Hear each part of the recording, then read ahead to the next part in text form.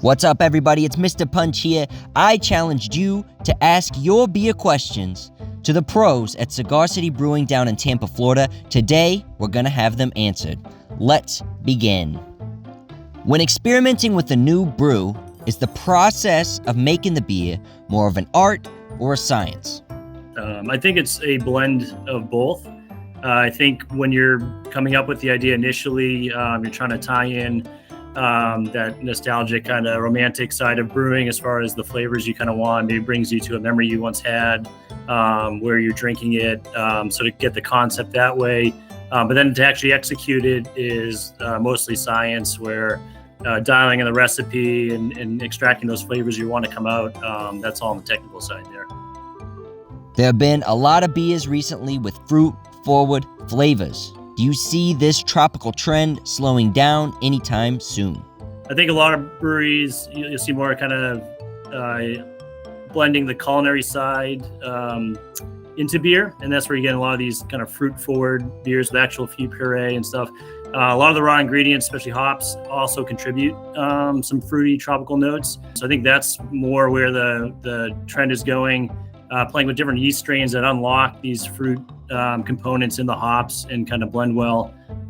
Things like in your hazy IPAs, but on another level, we're experimenting with some yeast strains that kind of amplify that even more. And I think that's where the trend's going to go, is a little bit more sessionable, approachable, kind of hazy IPA with these not over hopped, but still getting the same kind of fruit characteristics and tropical notes from those. One of my fans wants to know, how do you determine the quality of a beer? Here at Cigar City, we have an extensive lab program that's running tests daily on every beer that we have. Any beer that before it goes to package has to run through QA/QC analysis, as well as a sensory analysis. So every day we're kind of tasting every beer before it even gets to package, just to make sure everything's in line, in spec, and tastes great. Just about how long does the typical beer making process take? For most ales, like your IPAs and one like High Lie, it's typically about closer to 3 weeks from grain to glass. Ferments out in about 2 to 3 weeks.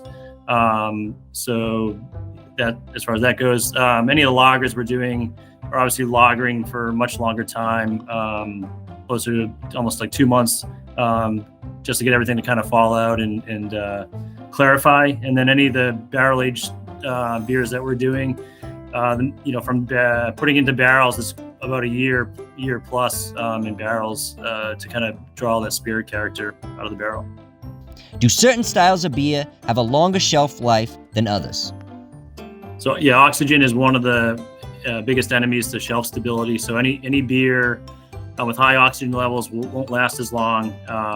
It's a problem that we kind of fight with measuring our dissolved oxygen levels in beer. Any beer that's heavily hopped will kind of deteriorate faster. All the oxygen oxidize the hops. You'll get some off flavors on that pretty quickly. It'll change the color of beer as well. So typical beers to age are higher alcohol beers or darker beers. You'll kind of won't notice it as much as the lighter beers or the heavily hopped beers.